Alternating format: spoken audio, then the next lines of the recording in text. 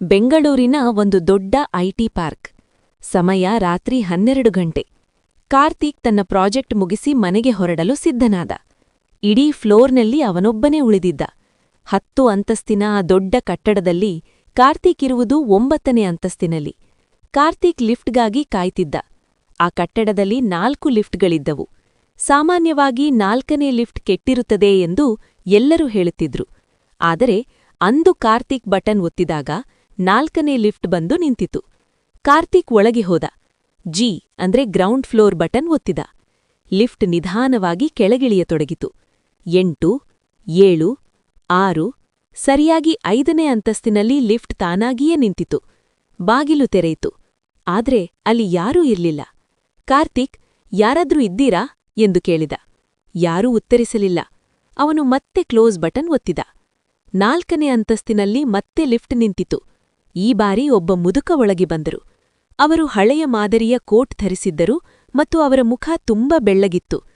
ಅವರು ಕಾರ್ತಿಕ್ನನ್ನು ನೋಡದೆ ಒಂದು ಮೂಲೆಯಲ್ಲಿ ಹೋಗಿ ನಿಂತರು. ಕಾರ್ತಿಕ್ ಸುಮ್ಮನೆ ನಿಲ್ಲಲಾರದೆ, ತುಂಬಾ ಲೇಟಾಯ್ತು ಅಲ್ವಾ ಸರ್ ಎಂದು ಕೇಳಿದ. ಆ ಮುದುಕ ಏನೂ ಉತ್ತರ ನೀಡಲಿಲ್ಲ. ಕೇವಲ ನೆಲವನ್ನೇ ನೋಡುತ್ತಿದ್ದರು. ಕಾರ್ತಿಕ್ಗೆ ಏನೋ ಅಸಹಜ ಎನಿಸಿತು.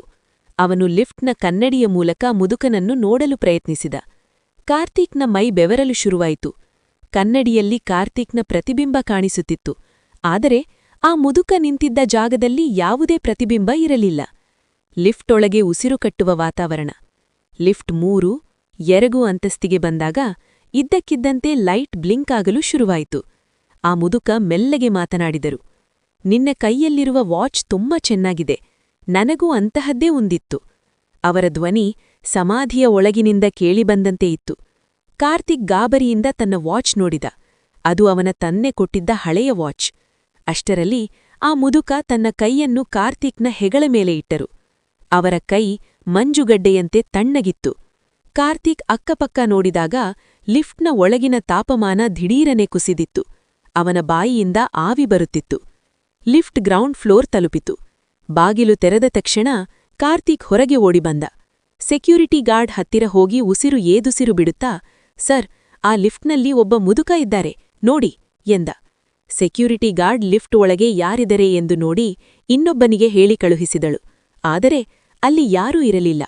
ಗಾರ್ಡ್ ನಗುತ್ತಾ ಹೇಳಿದಳು, ಸರ್, ಈ ಬಿಲ್ಡಿಂಗ್ ಕಟ್ಟುವಾಗ 10 ವರ್ಷಗಳ ಹಿಂದೆ ಒಬ್ಬರು ಮುದುಕ ಇದೇ ಲಿಫ್ಟ್ ಗುಂಡಿಯಲ್ಲಿ ಬಿದ್ದು ತೀರಿ ಹೋಗಿದ್ದರು.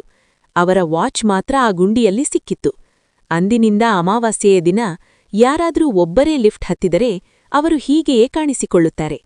ಕಾರ್ತಿಕ್ ಮನೆಗೆ ಹೋಗಿ ವಾಚ್ ಬಿಚ್ಚಲು ಹೋದಾಗ ಅವನ ಕೈ ಮಣಿಕಟ್ಟಿನ ಮೇಲೆ 5 ಬೆರಳುಗಳ ಗುರುತಿತ್ತು. ಆ ಗುರುತುಗಳು ಸುಟ್ಟ ಗಾಯದಂತೆ ಕೆಂಪಗಾಗಿದ್ದವು ಮತ್ತು ಅವನ ವಾಚ್ ನಿಂತು ಹೋಗಿತ್ತು. ವಾಚ್ ನಿಂತ ಸಮಯ ರಾತ್ರಿ 12:05. ಸರಿಯಾಗಿ ಅವನು ಲಿಫ್ಟ್ ಹತ್ತಿದ ಸಮಯ. ಈ ಸ್ಟೋರಿ ನಿಮ್ಗೆ ಇಷ್ಟ ಆಗಿದ್ರೆ ಪ್ಲೀಸ್ ನಮ್ಮ ಚಾನೆಲ್ ಅನ್ನು ಲೈಕ್ ಮಾಡಿ, ಶೇರ್ ಮಾಡಿ, ಸಬ್ಸ್ಕ್ರೈಬ್ ಮಾಡಿ.